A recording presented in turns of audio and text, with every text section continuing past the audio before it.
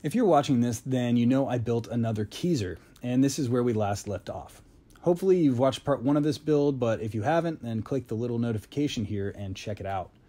Also check out my other Keezer build videos. Okay, so in the last video you saw me build the shell and the collar. In this video I'll be finishing the whole thing up, and that starts with the design on the top.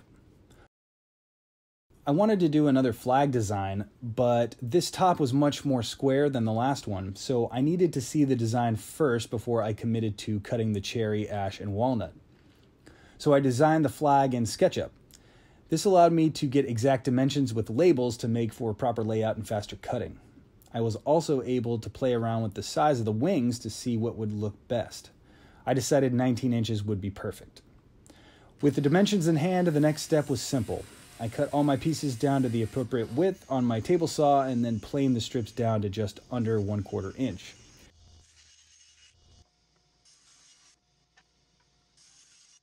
As you can see, I used cherry for the red stripes, ash for the white stripes, and walnut for the blue. Once that was complete, I laid out all the pieces, then trimmed them down on the edges.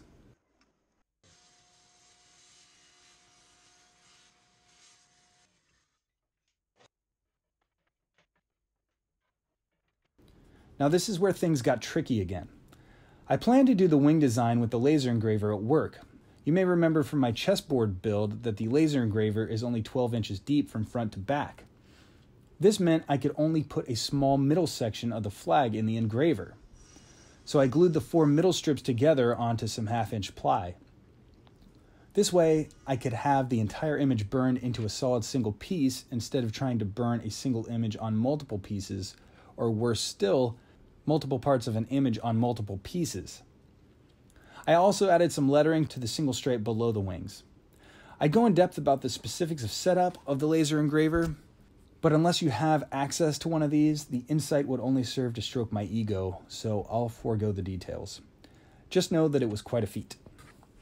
With all that laser engraving complete, I glued the other strips together with 1/2-inch ply so that I basically had 3 distinct pieces: the top, the middle, and the bottom. I then glued the whole flag together with a large piece of Luan as a substrate. Then it was a matter of trimming the edges of that up to the final width and depth.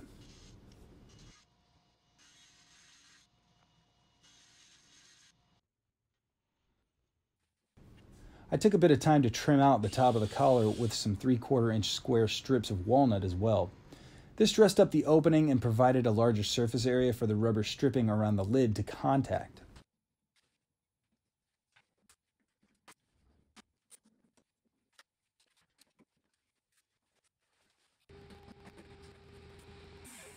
I rounded that over with a 1/2-inch router bit. But back to the interesting stuff. I cut a 1/2-inch rabbet around the edge and added walls to the sides of the lid, basically from the top of the lower shelf to the bottom of the lid design. And only covering 3 sides and leaving the back open, I was able to slide the top on and off. You can see that underneath the design, I cut out a lot of material, and that was to cut down on the weight. I used thicker pieces of wood than last time, so although the design is smaller, the lid covering itself was relatively heavier.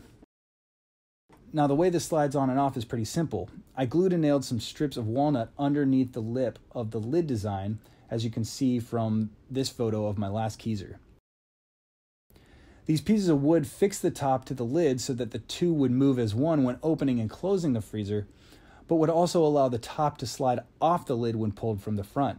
By doing this, you could swap out the freezer for another one of the same model, or send it in for repairs in the event that it ever broke. With the sides walled off, I added more pallet wood to continue the pattern up to the lid design. Later on, I added some strips of walnut around the top edge to finish it off. After that, I cut out the star pattern on my vinyl cutter, then spray painted the star design onto the flag. Then I covered that design with some shellac. Now, this order of operations was purposeful. As you can see, I then came back and sprayed gold onto the wings. The thought was that if I protected the stars with a layer of finish, then when I came back and sanded down the gold overspray, then the stars underneath the finish would remain, and only the gold down in the wing design would remain. I didn't film it, but this kind of worked. I had to come back and touch up a couple of the stars afterwards. To finish the top, I poured a few layers of epoxy. I made sure that the lid was leveled on my workbench by using my large level and shims. The walnut around the edges served as a lip to prevent any spills.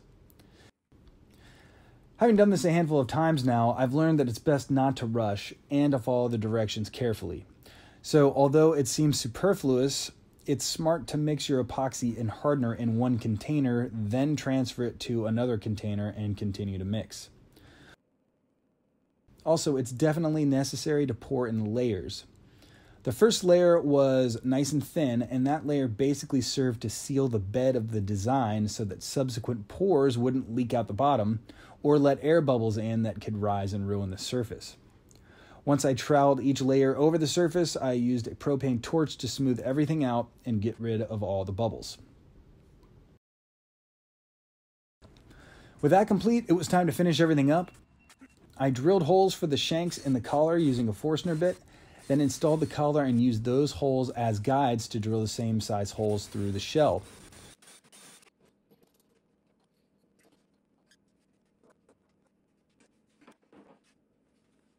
I attached the lid and reconnected the wire to the interior lid light using some extra wires I had lying around and heat shrink tubes.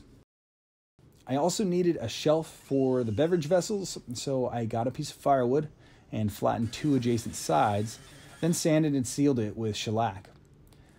I added that to the shell with screws from the back side.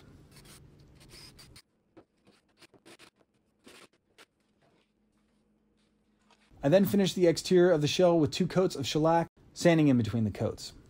And I didn't film it, but I also added some strips of walnut to the back edges of the shell and the hole cut for the vent. Now I'll mention here that I didn't put the guts of the Keezer together.